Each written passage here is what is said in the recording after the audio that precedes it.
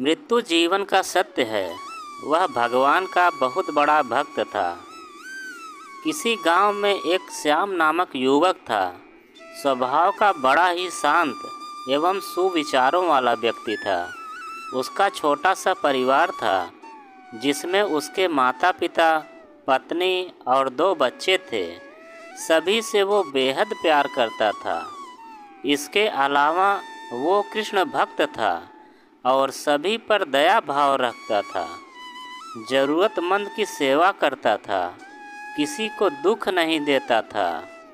उसके इन्हीं गुणों के कारण श्री कृष्ण उससे बहुत प्रसन्न थे और सदैव उसके साथ रहते थे। और श्याम अपने कृष्ण को देख भी सकता था और बातें भी करता था। इसके बावजूद उसने कभी ईश्वर से कुछ नहीं मांगा। वह बहुत खुश रहता था, क्योंकि ईश्वर हमेशा उसके साथ रहते थे, उसे मार्गदर्शन देते थे।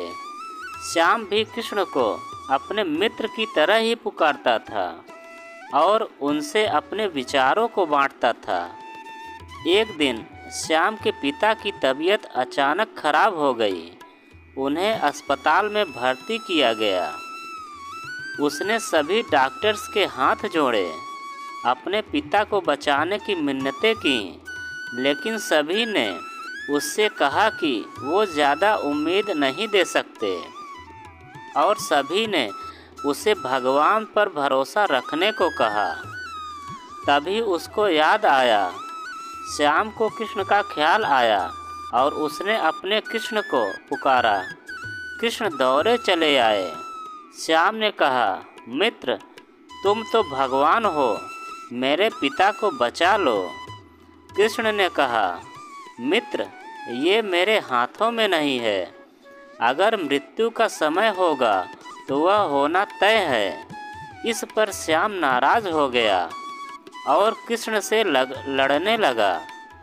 गुस्से में उन्हें कोसने लगा।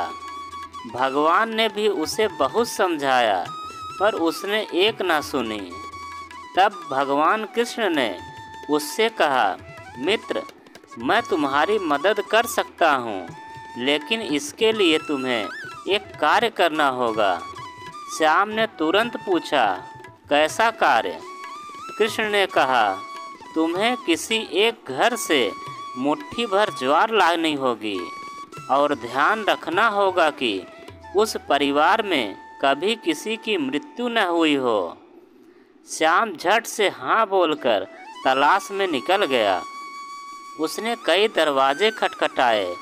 हर घर में ज्वार तो होती, लेकिन ऐसा कोई नहीं होता जिनके परिवार में किसी की मृत्यु न हुई हो। किसी का पिता तो किसी का दादा, किसी का भाई, माँ, काकी या बहन। 2 दिन तक भटकने के बाद श्याम को ऐसा एक घर भी नहीं मिला। तब उसे इस बात का एहसास हुआ कि मृत्यु एक अटल सत्य है। इसका सामना सभी को करना होता है। इससे कोई नहीं भाग सकता। और वो अपने व्यवहार के लिए श्री कृष्ण से क्षमा मांगता है और निर्णय लेता है, जब तक उसके पिता जीवित हैं उनकी सेवा करेगा। थोड़े दिनों बाद श्याम के पिता स्वर्ग सिधार जाते हैं। उसे दुख तो होता है, लेकिन ईश्वर की दी उस सीख के कारण उसका मन शांत रहता है। तो दोस्तों, इसी प्रकार हम सभी को इस सच को स्वीकार करना चाहिए कि मृत्यु एक अटल सत्य है। उसे नकारना मूर्खता है। दुख होता है, लेकिन उसमें फंस जाना गलत है, क्योंकि केवल आप ही उस दुख से पीड़ित नहीं हैं, अपितु संपूर्ण मानव जाति उस दुख से रूबरू ही होती है।